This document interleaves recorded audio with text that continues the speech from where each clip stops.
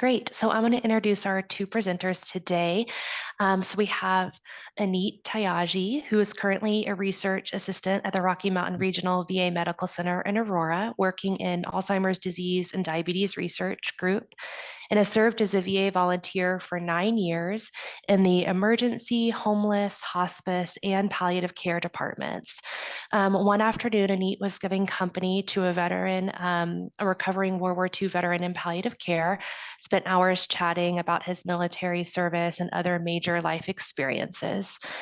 And over time, it became clear, like a growing number of older Americans, that this veteran was kinless without a partner or spouse, children, or siblings. If he passed away, his stories would die with him. Developing a way to document and remember individuals like these when no one else would became a moral imperative.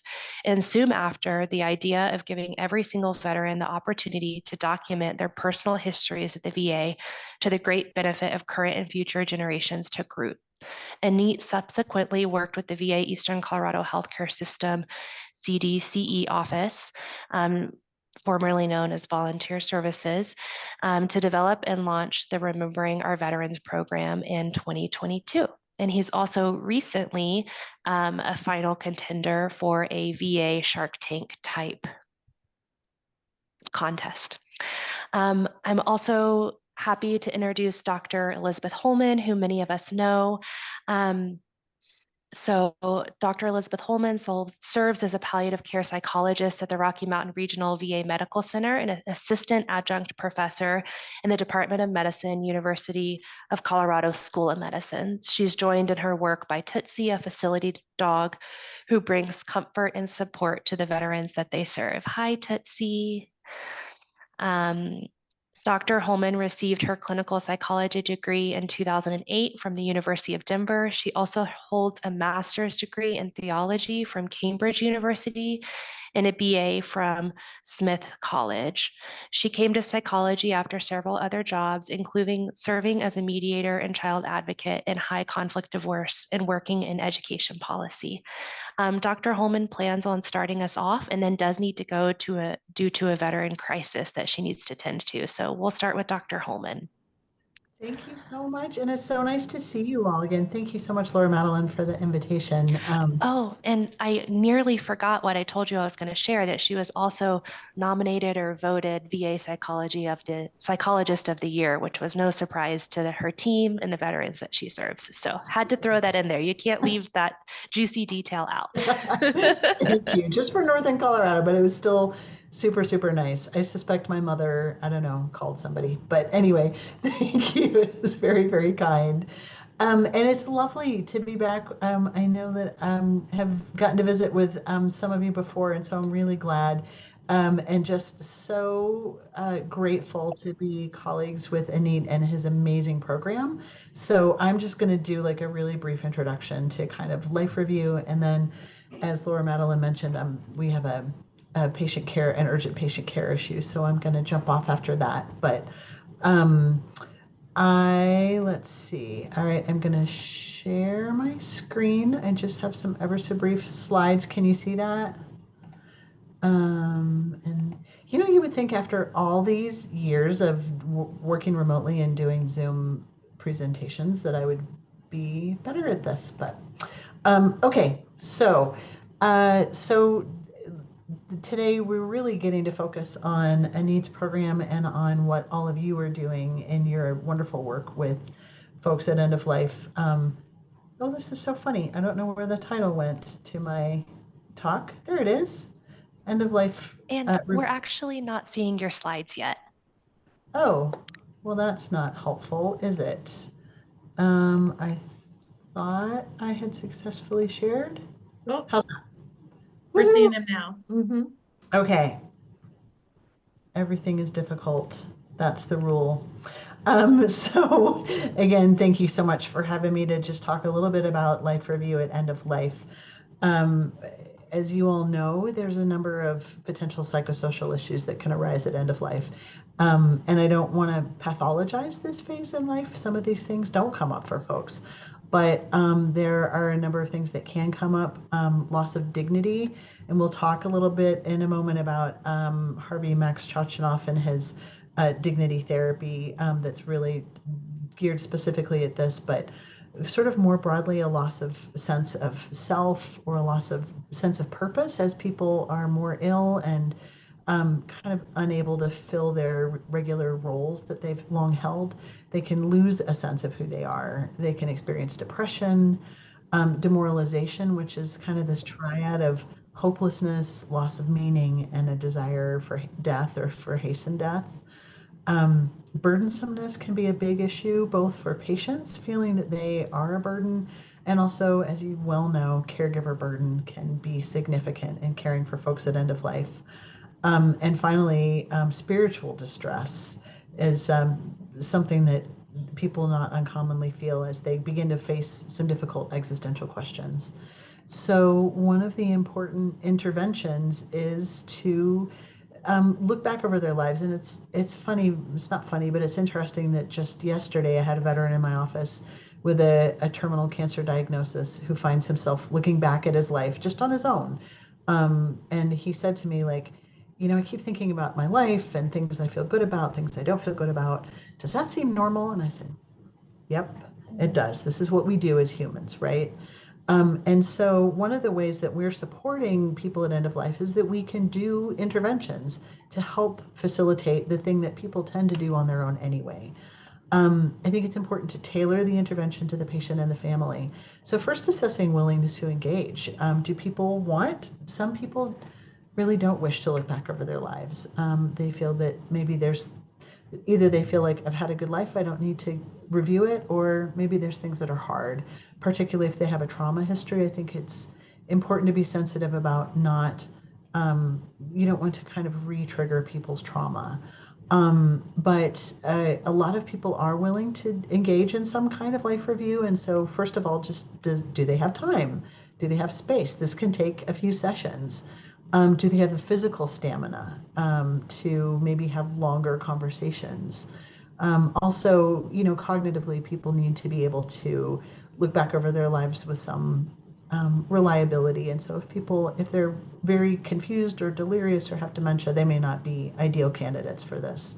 But having said that, there's a lot of folks that are good candidates for looking back over their lives.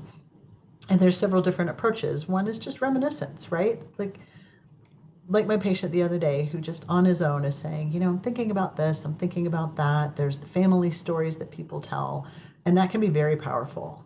And then there's kind of more structured legacy work. Some people write letters. Some people do audio or video recordings. You'll get to hear about Anit's wonderful program, Remembering Our Veterans. Or people can do things like scrapbooks or photo albums or family cookbooks. And I think, again, hopefully we'll get to hear from a lot of you about the work you're doing with families, because I think a lot of folks are already doing these kinds of interventions. There are some specific therapies geared around life review. I would put what I was doing with my patient the other day in the category of just therapeutic life review, right? It's in the context of a therapy, but it's this procedure of recalling and evaluating and integrating life experiences. And it's about, it's sort of Erik Erikson. He's the psychologist who talked about life stages. And one of the tasks in the final stage of life is integration. And so that's part of what we're doing, is trying to help people integrate. And dignity therapy, I don't know if any of you do dignity therapy with your patients. If you have, usually it's provided by a trained therapist or a nurse. But Chochinov's dignity therapy is really focused specifically around helping people regain their sense of dignity. What's most important to you? What are you proud of? I put some of the sample questions on here. And these interviews usually are recorded. They ask people questions like, when did you feel most alive? Are there specific things you would want people to know about you and to remember about you? What are the most important roles you've had, and what have you accomplished?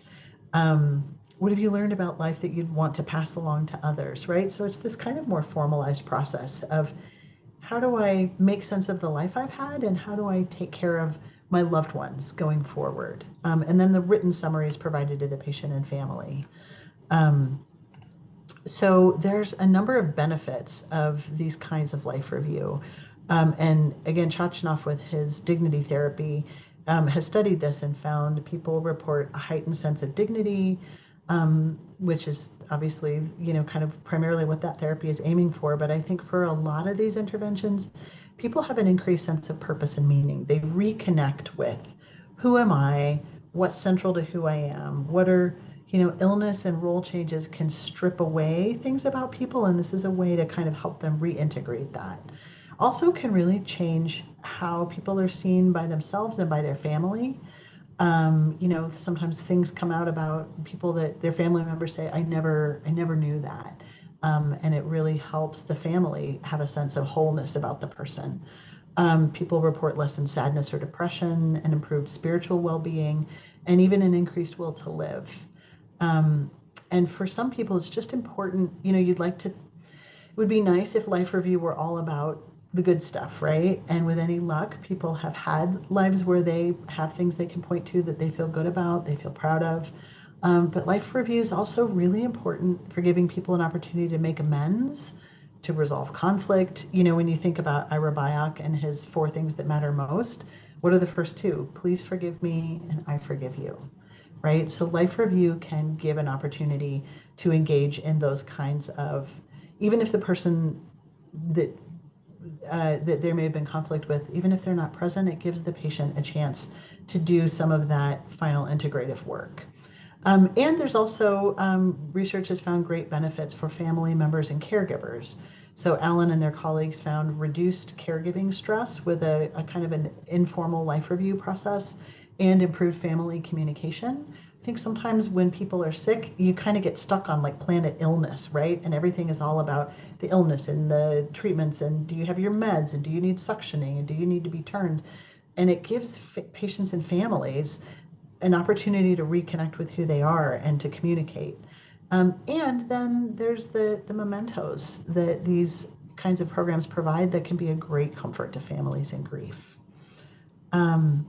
So I think actually I will leave the slides there, because I really want to make sure that there's lots of time for Anit to talk about his program.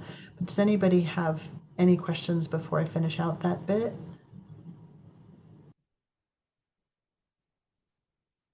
Okay. It All right. sounds a little Well, bit like a legacy review or an ethical will. Is it similar to that a little bit? yeah, I think those can also be forms of that.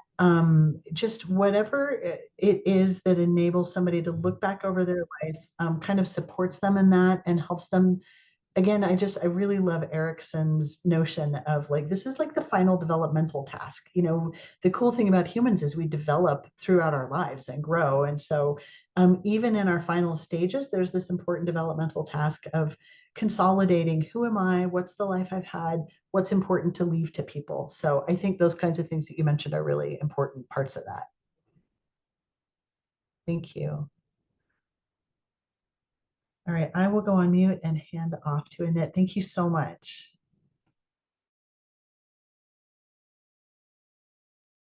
Thank you, Dr. Holman. Let me go ahead and share my slides.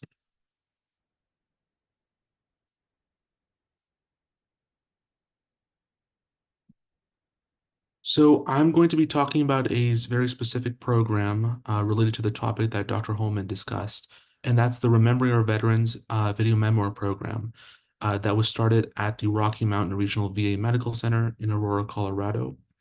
And so this program, in large part, is through the VA Eastern Colorado healthcare system, and over the past few years has actually expanded significantly in scope as we've gotten the program to be quite popular, and just we have more people that are willing to implement it. So first, to start off with the methodology, we want to make sure that the veteran is in control from the very beginning. And so we have very detailed protocols for conducting interviews, training volunteers, and implementing the program so that we have a consistent quality throughout the program wherever it's implemented, whether that's in the Aurora Medical Center or that's in Pueblo at the outpatient clinic.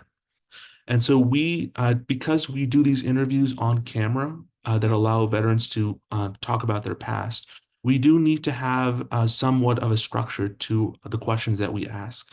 So we can't really go off in any direction exactly. So we do develop comprehensive interview questions that allow for a discussion on a wide range of topics. And so we always provide these ahead of time to the veterans. And of course, the veterans always have the ability to adjust the questions. They can add topics of discussion. They can remove topics. They can talk about anything they want. But the questions ahead of time do provide some form of structure. We do have a military heavy questionnaire, which will allow veterans to talk a lot more about their military experience. But if a veteran does not want to talk about their military service, that's perfectly fine. We have non-military options that are more about the celebration of life of the veteran.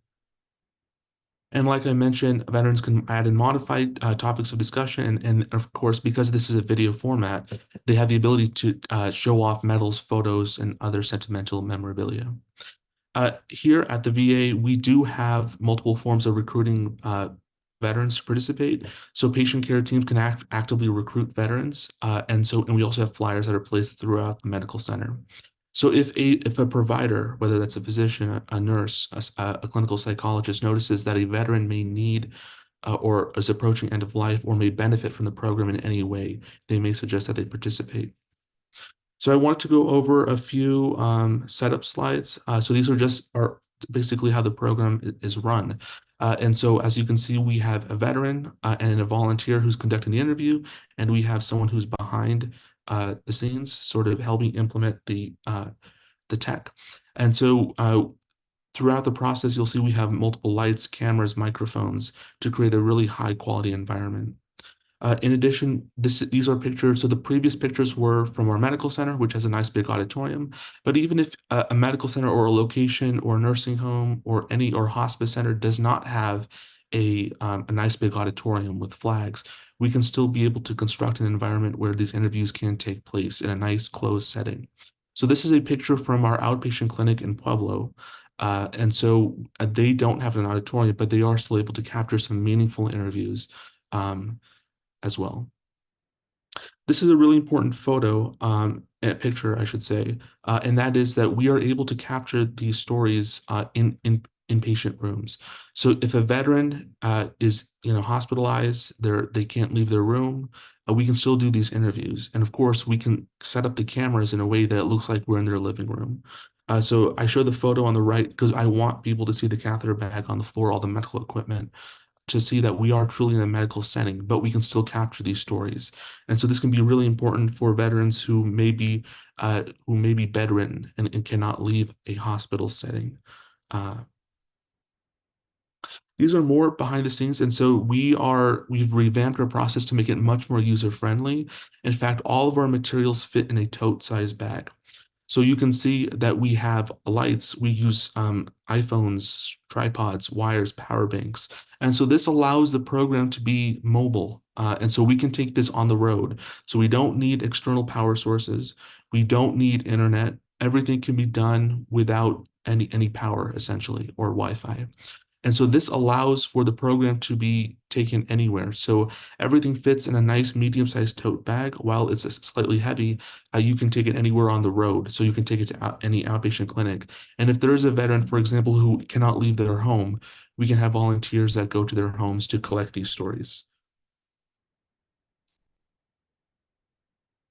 And this is the final product. So this is what our final product looks like. So we have two cameras, camera A and camera B. So camera A will be focused directly on the veteran, and the camera B will have both that interaction, that rapport that is being developed between the veteran and the interviewer.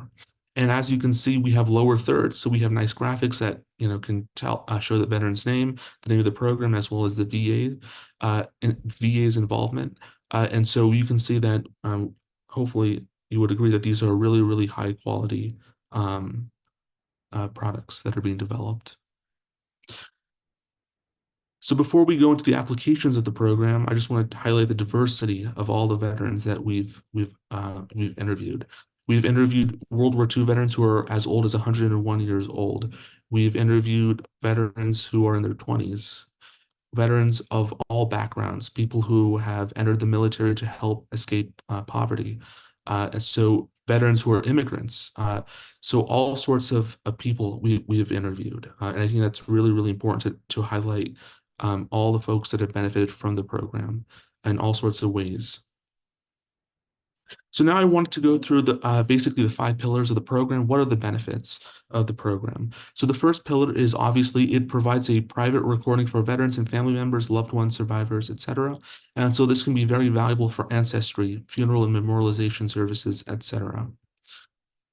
So before we go to the next slide, I wanted to highlight that by being able to document veterans on camera, right, having both the audio and visual aspects of the veteran covered, we not only covered just the basic look of the veteran, but also their appearance, their personality, their mannerisms, and the sound of their voice.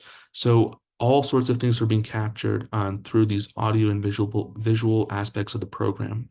And so, unfortunately, once people pass away, loved ones, if they don't have recordings of their family member or friend or whoever, they tend to forget the sound of their voice over time. That's just natural. And so that's capturing their voices is really important. Plus, I think mannerisms are also really important, just the way people, tilt their head, gesticulate, anything really.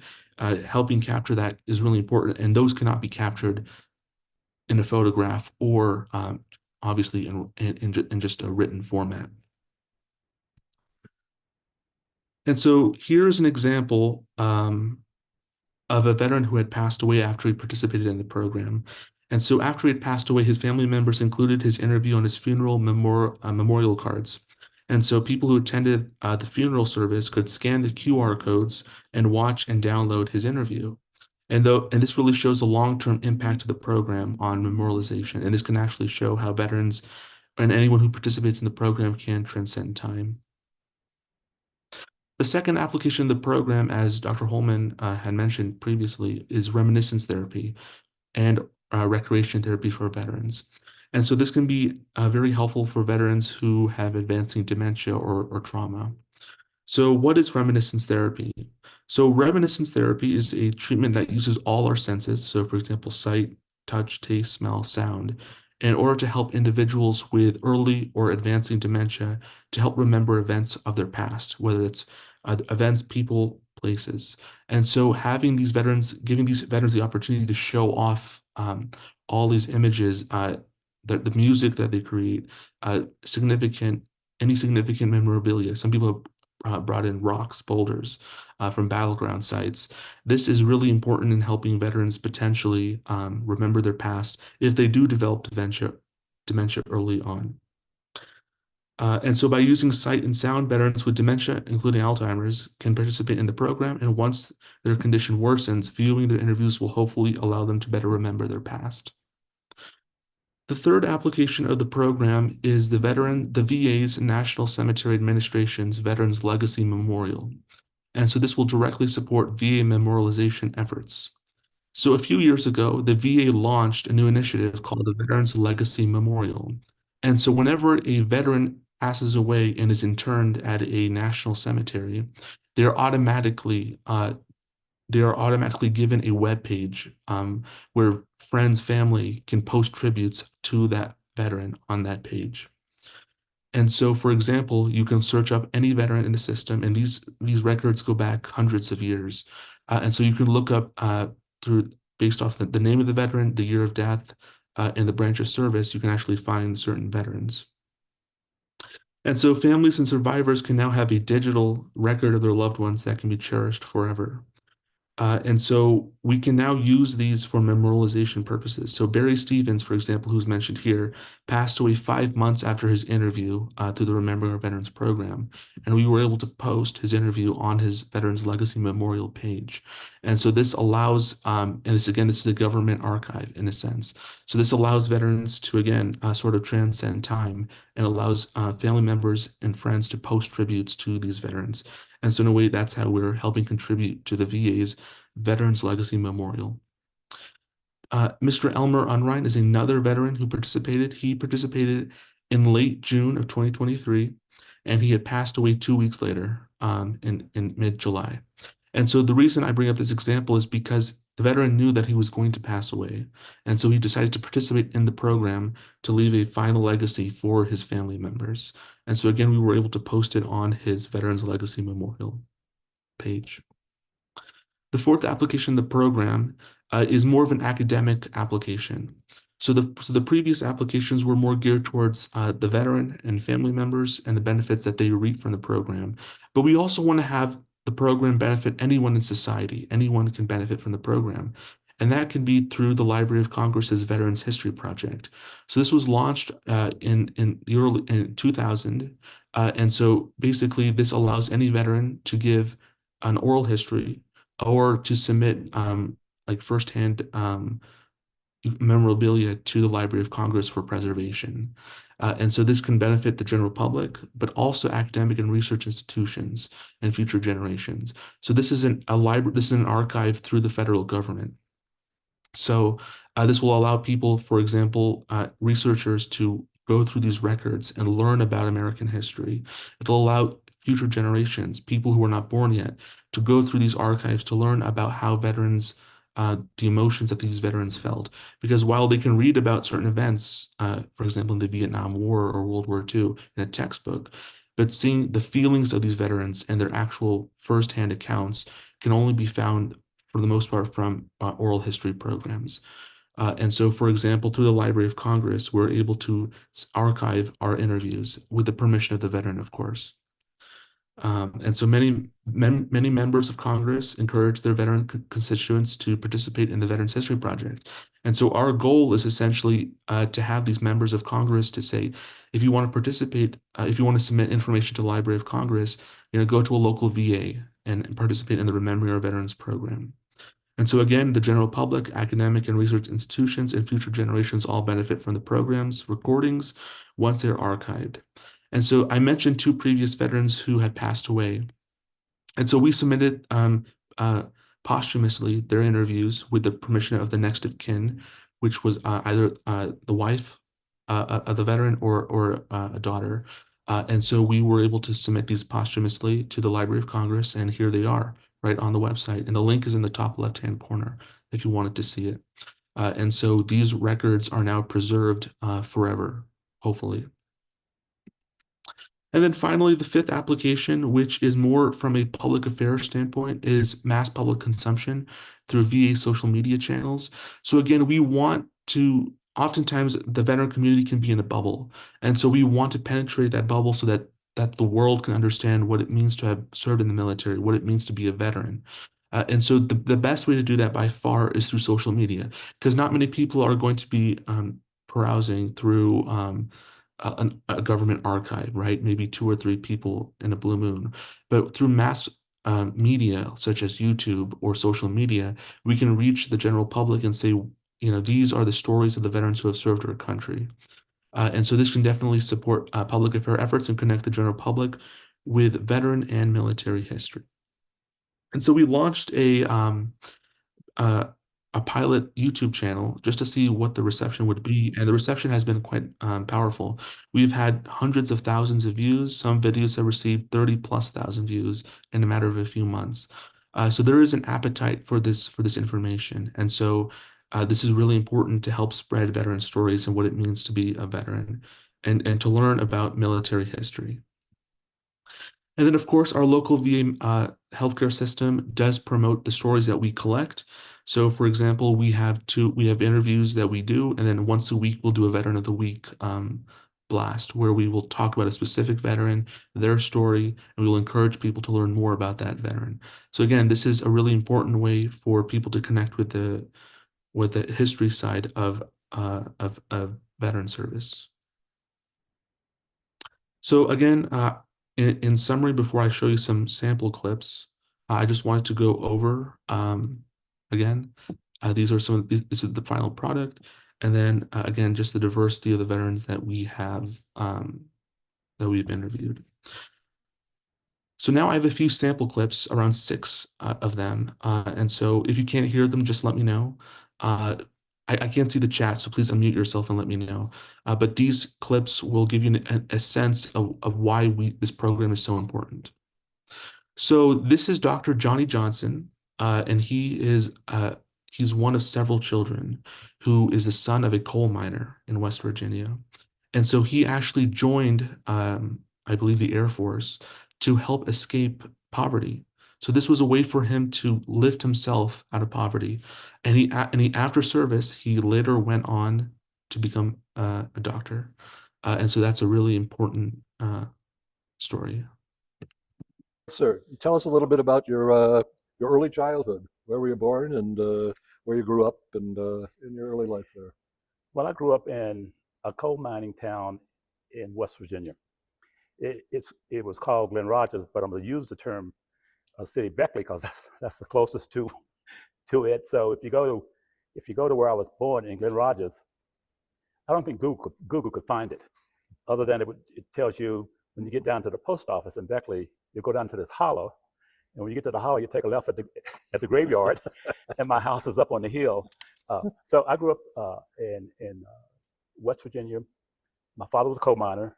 My mother did domestic work. She worked in the houses of folks just to help us to make ends meet. It was I have 7 other siblings, so I'm right in the middle. So my father had 11th grade education, and one claim to fame is we both finished high school the same year. So he stressed education for us, such that would be a way out of coal mining. So so he went back and got his GED same year I graduated. It was 1965. So I got an older brother who actually started the Air Force journey, because all 5 boys went to the Air Force. Mm-hmm. And he All started, 5, really? yeah, we went to the Air Force, primarily because he went to the Air Force. So we just thought that was just a great way to get out of coal mining, because we basically grew up in abject poverty, which means that when everybody else say poor, P-O-O-R, we were po. We could not afford the O and the R. So that's what abject poverty is. So, Dr. Johnson basically talks about his rags to riches story in the rest of the interview, and he does show off a lot about his military background. And so he used the Air Force to finance his medical school education. So, Sir, tell us a little bit about. all right. So this is Mr. Bill Hankins. He's learned in Vietnam, and so he spent a lot of his interview talking about his military history. So some veterans choose to talk a lot about their military background. Some veterans choose to take a more broad scope. But Mr. Hankins was one who really, wanted to talk more about his military history, because again, he got when he was in Vietnam, he actually got into a position that was the one that he least wanted, which is direct combat roles. And so that was an important part for him. And so a lot of his fellow soldiers did not make it back home. And so he actually flies a POW flag in his front yard in their honor.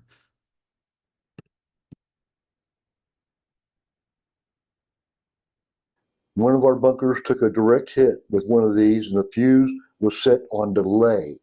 So instead of hitting and blowing up, it hit, penetrated, then it detonated, causing the bunker to implode in. Oh my gosh. We dug 29 men dead out on the spot. 4 more died later, we found out. Supposedly most American troops lost with 1 projectile in the Vietnam War. And was that a couple months into your time there? No, that Was it was pretty much recent? later. It was Much much later? later. Yeah. I was there, I only had about another month and a half left to do. Were you So- injured? No, I tell people I never got hit. I got bit by the rats and the mosquitoes.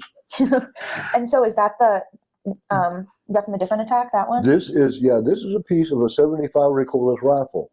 This is American made, but they would capture American stuff and turn it right back around and shoot it at us. Wow. And they were so close when they were shooting this stuff at us that you could hear it go out of the tube, boom, in a very, very short time lapse. And then the explosion. Right. It was very, very frightening. And so is that newspaper, was that from when those 31 people died? Yes, Do you want to show that's from an American newspaper from, from the Stars and Stripes newspaper. yeah, FSB Charlie 2 Bunker Club was death scene for many. That's a very sad title. And it's dated Monday, May 24th, 1971. Yeah. Wow, that's really interesting that I can see what you were saying, that it was such a big event that it And It's they in the make home newspaper, they yeah. make it sound like it was Mhm. nothing. Oh, a club got bombed. Yeah, it's weird that they're Yeah. calling it a club here, even though that so Yeah. many people died. Yeah, and So as you can see, he brought in newspapers, shrapnel from his time in Vietnam. And again, this helps talk about the public education benefits of the program. one of our This is Miss Nora Chief Farmer. She joined the military at the age of 30. And so being a female at the age of 30, she was quite a bit older than a lot of her fellow soldiers. And so she talks about just basically the toughness that she had to go through. And she joined the military at 30 at a relatively late age because her life was sort of falling apart because of drug abuse and other issues. And so she really decided to reclaim her life by joining the military. And I went the day before graduation, I went to Minimo. Minimo is working out with your rifles. It was 2 hours long. I had no idea how long I was there until it was over with. And this is a very emotional part for me because while we were, we had to watch a video, and the video explained everything that we had to do and what was expected of us. And I just looked at it going, I am never going to make it out of here. And then this Marine said, who's the 30-year-old? And I raised my hand up to all the people staring at me and sneering and making remarks. And we all went outside. That's when it was 90 degrees. And we worked out. I never quit. I never quit. As the last set was coming up, I was ready to pass out. My legs were swollen. Yeah. I couldn't get my knees raised high enough to march. And they were swollen really bad. So we got down to do push-ups again. Thank God I learned the male push-ups, right? And so my rifle's in front of me, put my hands on my rifle, and I'm doing the male push-ups. After about 35, I was ready to drop. Mm-hmm. And this Marine got down in my face and he says, don't you quit on me, Carson. And he kept screaming it at me. And today, I appreciate it. He was bound to determine that I was going to pass. And when we went back to the video room, he said, they said everybody passed but these two people. And I was one of them, and so was another young man. And what happened is they took the young man in first, and boy, did they rip him in. And I went, This is Mr. Clyde Antrim, and he's a Korean War veteran, and he served in the Army. And so he actually joined the military out of interest of Western films, including, I think, Clint Eastwood.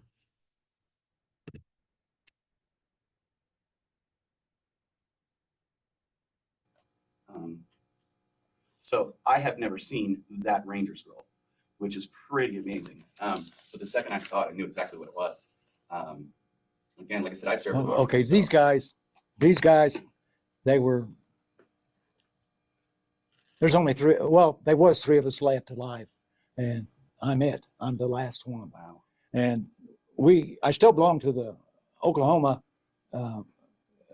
unit.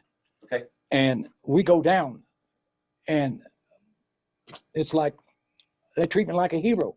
Mm-hmm. You know, I'm the last one that's in our group, and my goodness, the new Rangers. There's the new Pagan Raiders, mm-hmm. And there was this one woman officer. She came up and hugged me and kissed me, and I mean, they treat now they treat me like I'm something special. Yeah. Well, they said that we were the beginning. Well, we were the beginning of the Pagan Raiders, mm-hmm. And I'm proud I was with them. I bet. I bet. So I'm looking at your uniform, okay, and I remember AR 670-1 a little bit when it comes to the uniforms. So this one you've got here is the Presidential Unit Citation, and this here is the Korean Liberation Medal, correct? Uh-huh. All right, and then over here, these are both NATO. I know because I have this same NATO. I earned that one when I was in Afghanistan. Mm-hmm. This is National Defense Service Medal. Now, isn't this a POW badge, the POW medal? Yeah. Okay, that's what I thought. So you were a POW. Yeah, I was about 3 days and I escaped. I killed. So Mr. Clyde Antrim was a POW in the Korean War. And so he talks about his military services and the lessons he's learned from that. So a lot of the previous examples I talked about were about military history, but we also want to include the whole health of the veteran, the whole life experiences of the veteran.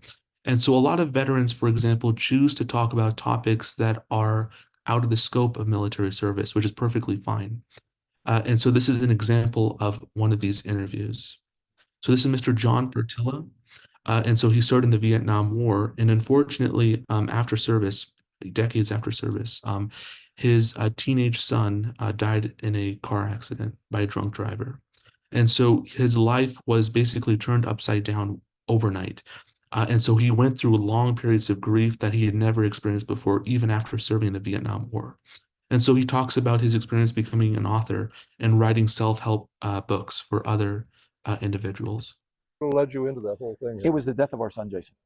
And I thought that I had seen everything and seen too much for an 18-year-old from a 17 to a 21-year-old. I think I had experienced more, seen more, and there is no doubt that I was not prepared, just like Vietnam, for a change in my life. I was fortunate to come back.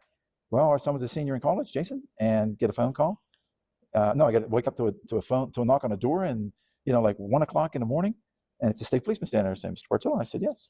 He says, "I have bad news," and it was like, "Someone stole our car?" And he said, "No, your son just was killed." I was like, "What?" And I regained my composure, and he says, "You're going to be called shortly by the Virginia police, informing you of what has happened in detail, but I just want to prepare you for that call." And I said, "Thank you, Sergeant." And he left. And it was like, wow. So now I thought I had seen everything. I had seen nothing, as opposed to the death of your child or your partner or your spouse or your friend or whomever. But there's something special about the death of a child. So automatically I started, I started writing down things because I hadn't told my wife yet, or my son. So I started writing down time, date, sergeant, this is what he said. And then I started journaling. Exactly back to Vietnam when I journaled. There I am again, I'm journaling. Locations, positions, times, events, this person's name, and yet I'm a civilian. So after, struggling, which everybody does in grief in some form or fashion, I started compiling my notes about things one day. And my wife asked me what I'm doing. I said, "I'm just looking through these old notes." And she said, "Oh, okay, would you mind if we go on a cruise?" I says, "No, just to escape. I wanted to escape." And so she bought me a quad. So John ended up writing 2 books about his experiences overcoming grief, and he's about to publish a 3rd one. What led you into? This is, I think, the last one that I have, and this is an example of a veteran who served in Vietnam, but he actually decided to go back decades later and become a photographer just to learn more about the history and culture of Vietnam. And so again, this highlights, an aspect of a veteran who goes beyond just simple military service, right? So he decided to take more of an academic route to learn more about the history and culture of Vietnam. Why did, what was the war about? All the lives that were impacted by it. And so this is Mr. Ted Engelman. And so he talks about his experiences being a photographer. And again, this is decades after his military service.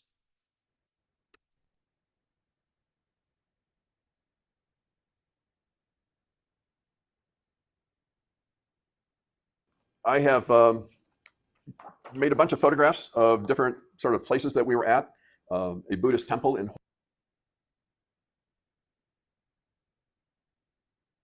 Hue, which was destroyed on the interior. The Buddhists had rebuilt it. You can still see the bullet holes in the compound walls out on the outside. And so I kind of look at this as a metaphor that we all have our wounds, our scars on our skin, on the outside. And yet you can rebuild your spirit on the inside.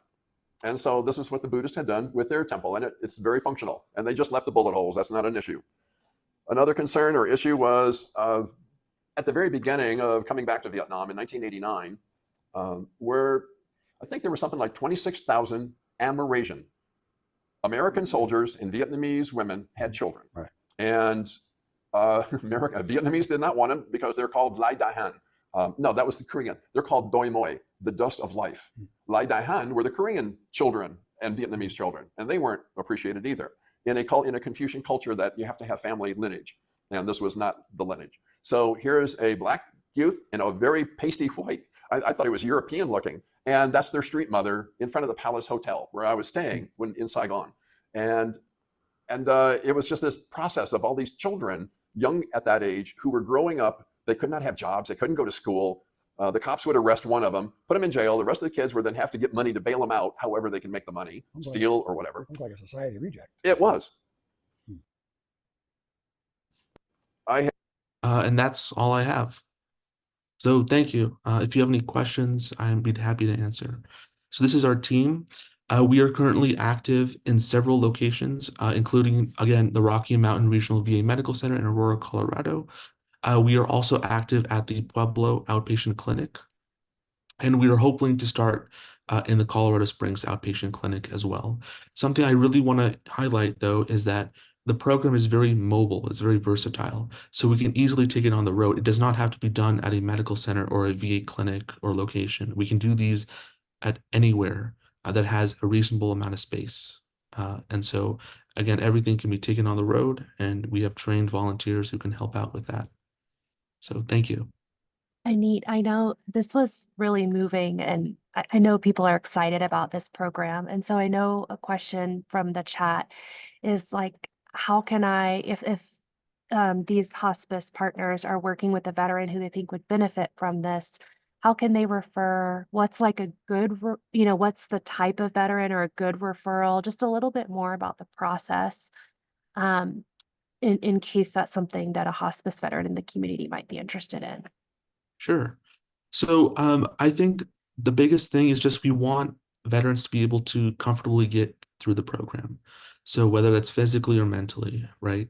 That's really the only requirements to participate. I mean, we have had veterans who have some form of dementia participate. They may not remember what they did a few days ago, but they vividly remember experiences in their youth. And so capturing the whole story of the veteran is really important. So even if a veteran, for example, does have a form of dementia or can still participate, they're more than welcome to. So the only requirement is that they're comfortable to get through the interview. And that's really it. Yeah. And does a veteran need to be enrolled in VAJ to participate in this? They do not. So we've interviewed several veterans who were referred by people who were they were referred by VA patients, but they were not themselves enrolled. So they had private insurance or whatever, but we were more than happy to help out and introduce them to the VA. In fact, I believe one of the veterans that we did interview who was outside the network, she came in, again, she was 101 years old. She served at the Navy. And so, she talked about joining after Pearl Harbor. So that's pretty profound. But she was not a VA part of the VA community. But as soon as she left the interview, she got such a good sense of community from the VA, all the volunteers, everything about the interview process, the whole thing, that she actually, decided to approach and potentially become a VA patient. So it's a good way to sort of introduce them to the VA. But no, they do not have to be affiliated with the VA. Anit, I'm curious about the person interviewing. Would it be possible, say, if there's a hospice patient that we're caring for, that a social worker that already knows them well, or a veteran volunteer that was already partnering and companioning them could be the interviewer? Or is it somebody that is provided from your program? So we are very flexible. So absolutely, whoever the veteran trusts can always be an interviewer. And we're even trying to find out a way to create an online version of this where we can have, because we have a lot of veterans who are in remote locations, whether they're in a rural setting or whether they're not near a VA who participates in this program. And so having the ability to have an online platform to have, for example, a World War II veteran who's in rural Kansas be interviewed by his grandson or great-grandson in New York City, for example. That could be a great course of action that we could take. But no, we don't have any restrictions. As long as the veteran trusts the interviewer, that's fine. That is so awesome. Like what you shared makes me want to sit here and finish all those videos. I want to know more about each of their stories. So if I'm understanding correctly, we would request it from your program, Remembering Our Veterans, and you would take care of the tech piece and putting it together. And then how do you present the final product to the family, or what is the final product? Is it a USB with the video, or what is that part like? So let's see. So the final product at the end of the day is going to be a video that is edited. So again, if you notice, we switch back and forth between cameras. So we have both camera A and camera B. And let's step back and talk about the tech part of it. So we have refined the process over years. So before, you needed like a big bulky computer with an application, you needed like an outlet, you needed all sorts of things. But now we boiled it down to the bare necessities while conversely increasing quality. So we've made the best of both worlds, because now we're using iPhones.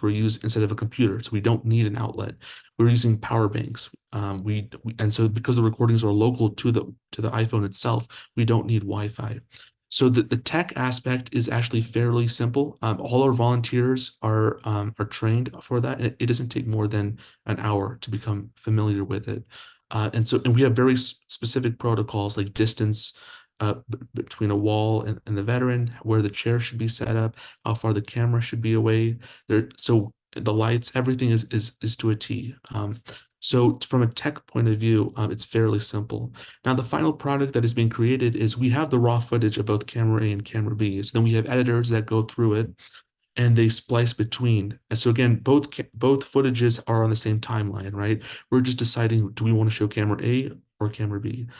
So do we want to show just the veteran, or both the veteran and the interviewer? Because it's important to show that rapport, in my opinion, to show that connection. I think we don't want just a talking head for 2 hours. We want to show that connection, especially if it's a family member, like if it's a grandson who's interviewing his great grandfather, right?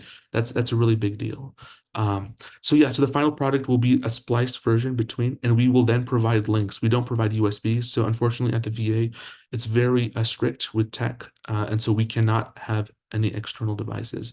What we do is we provide links to download, and the links can be in HD for quality, so very, very high quality.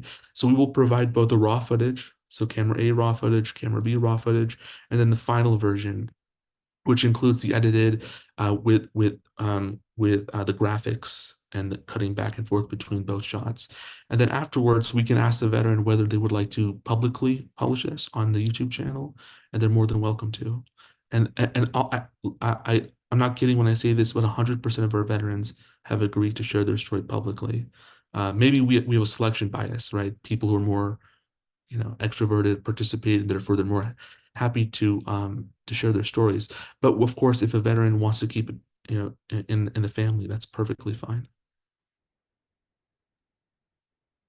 And we did have a hand up from Nancy. Nancy, did you have a Yeah, question? thank you. So I've done these videos quite a number of times within our hospice. The question I have is about the Veterans History Project through the Library of Congress.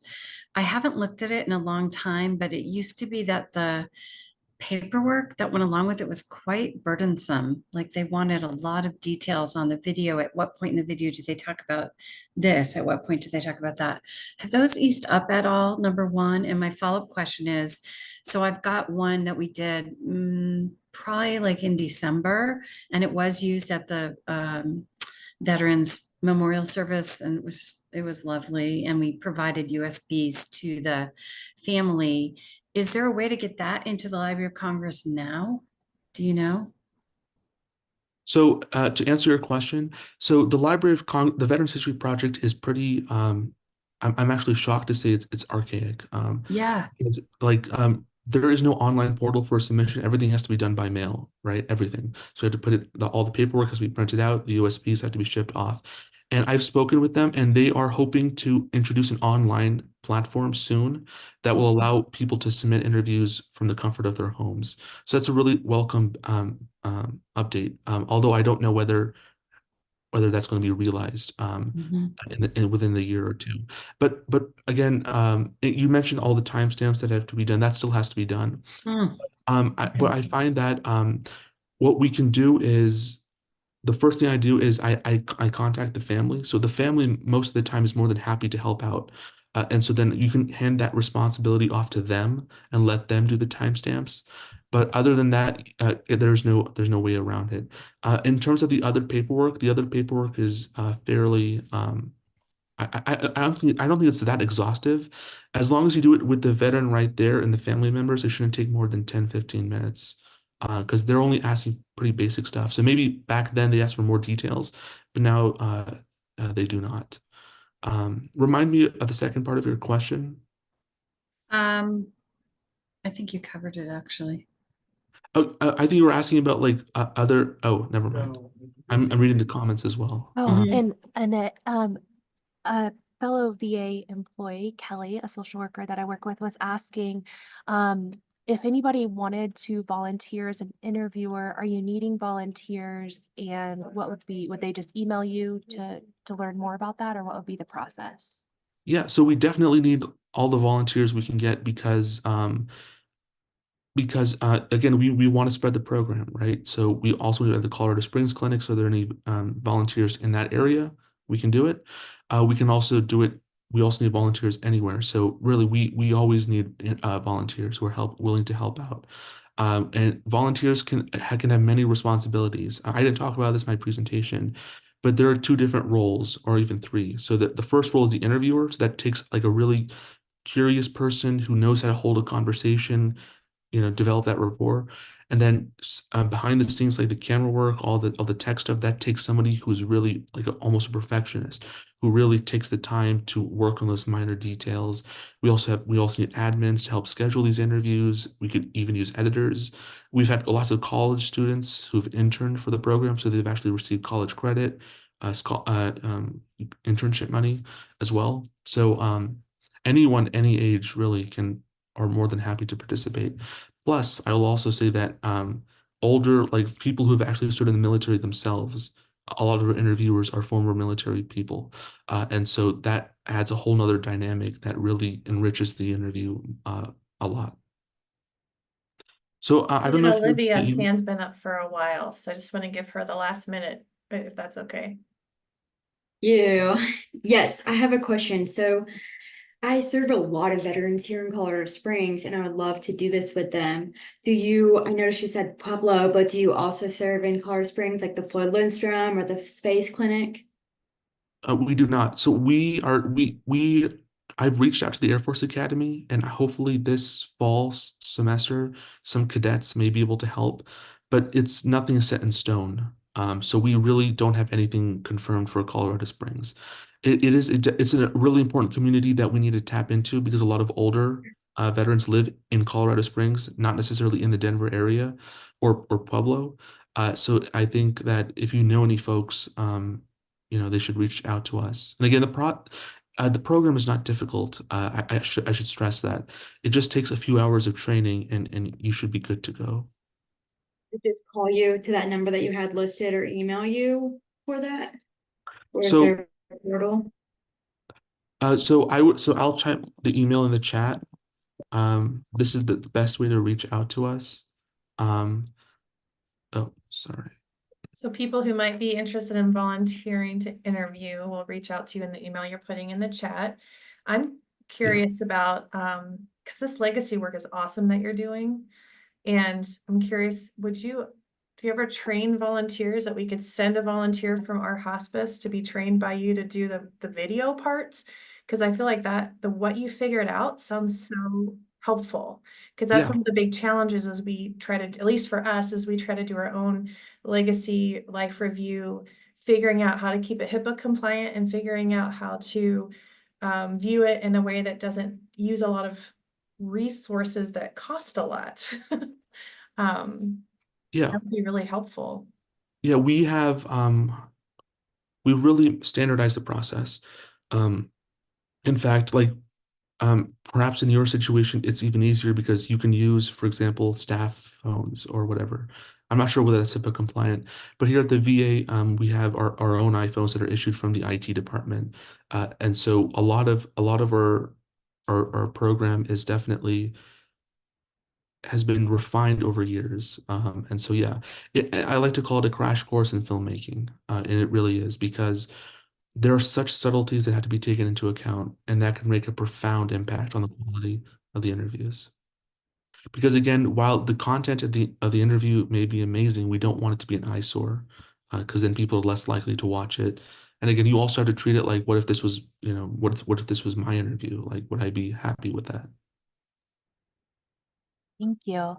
And we didn't even get to, I think we were so engaged with this and really interested in the videos, so we didn't really even get to discussion, but I know that a lot of y'all are doing really great legacy work with your hospice patients, including veterans. And this is just like another resource or another, like, let's just be re-inspired about how important and meaningful this work that some of y'all are already doing could be.